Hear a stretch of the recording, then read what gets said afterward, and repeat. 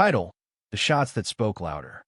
The July sun bore down mercilessly on Cedar Hill, a suburban pocket just outside Charleston where the Metropolitan Police Department's shooting range sprawled like a desert plain. The heat shimmered off the asphalt, the dry air thick with the smell of sweat, scorched earth, and spent gunpowder.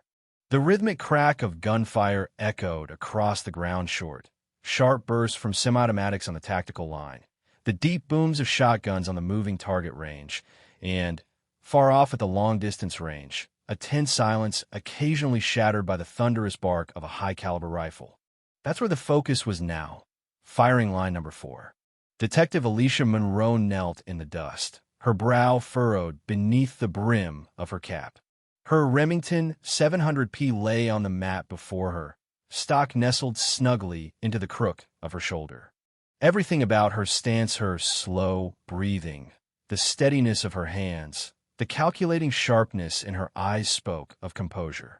Determination. She was alone at that lane, but far from unnoticed. Behind her, in the scant shade of a white department SUV, 2 officers stood, arms folded, eyes narrowed. Officer Brad Kessler, a 15-year veteran with forearms the size of tree trunks and a chip on his shoulder, leaned against the vehicle with the smugness of someone used to being right. Next to him stood his usual shadow, Officer Jake Benson, 12 years in, shorter, wirier, a face lined prematurely with disdain. "Here we go," Kessler said with a sardonic snort. "Let the diversity show begin." Benson chuckled. 50 says she doesn't even clip the paper. She'll probably drop the damn rifle. Or ask the sergeant how to load it, Kessler sneered, making no effort to lower his voice. Other officers nearby shifted uncomfortably.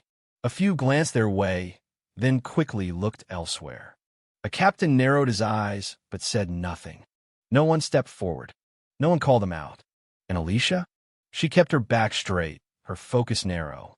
Let them talk. She'd heard all before. The quiet racism, the snide gender jokes, the implication that she was there to check a box. She'd made peace with the noise. Born and raised in West Grovia working-class neighborhood, full of grit, soul, and complex history, Alicia knew what it was like to stand at the intersection of expectation and resistance. Her earliest memories of police were split. One of a kind-hearted officer helping a Spanish-speaking elder home. Another of black boys her age slammed against walls for looking wrong. She chose this path not because it welcomed her, but because it needed her. The police academy had tested every inch of her. She wasn't just evaluated, she was dissected, doubted, and diminished. But Alicia had grit, and grit didn't crumble. She graduated in the top 10 of her class and spent 5 years working patrol handling everything from bar fights to armed standoffs. She was sharp, calm, and disciplined. And lately, her work in financial crimes had earned quiet respect. But today wasn't about paperwork or interviews. Today was about the Top Shot competition. It was the department's biggest annual test of skill, a 3-day gauntlet of tactical pistols, shotgun maneuvers, and, on the final day, the long-range rifle challenge.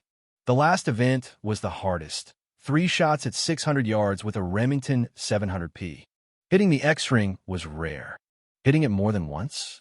Nearly impossible. The current record, set 8 years ago by Lieutenant Ron Hawk McBride, stood at 29 out of 30. Alicia laid out her rifle, checked her windage, adjusted her scope. She had trained for this.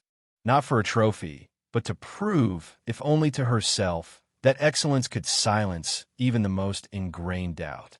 The first shot cracked through the silence like a whip. Bang! A perfect hit X-ring. Murmurs rose behind her. Bang! Another X.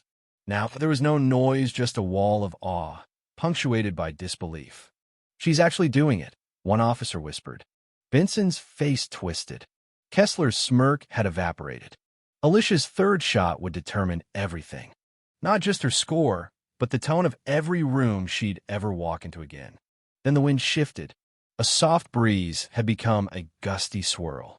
At 600 yards, that mattered. It could send a bullet off by inches. Her scope danced with mirage. Kessler leaned into Benson, whispering with a cruel grin, "There it goes. Fluke's over." But Alicia waited, studied. Read the flag's rhythm like sheet music. She made her adjustments clicks on the turret, breath slowed. Time dilated. Muscles tensed. Bang! The third shot sliced the air. Then silence. Longer silence. Captain Grant, the rangemaster, stared through his scope. Then again.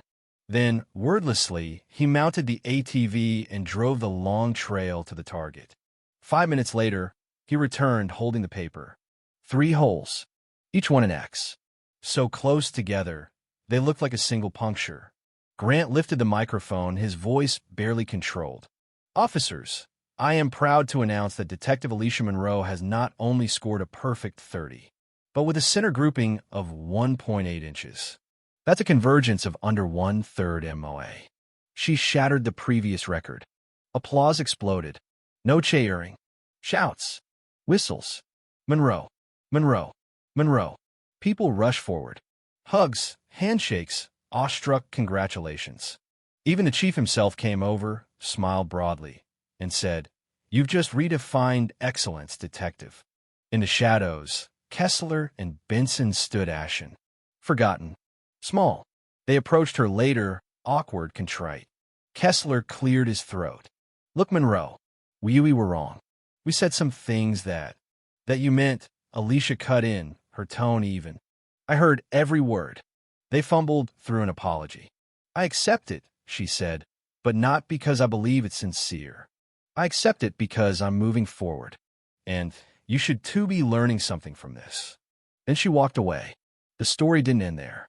Word of her achievement spread like wildfire. The department changed. Not overnight, but something shifted. The way people looked at her, listened to her, spoke about her when she wasn't in the room. She was invited to train recruits. Officers once dismissive now asked for tips. And as for Kessler and Benson, no formal punishment, but something worse, silence. Reputations tarnished. Promotion stalled. Respect lost. Detective Alicia Monroe kept working quiet, steady, strong. And somewhere, in a steel filing cabinet, the target she pierced with perfect precision sits framed. A testament not just to marksmanship but to grace under fire, to courage when it counts, and to the unshakable truth that actions will always speak louder than ignorance.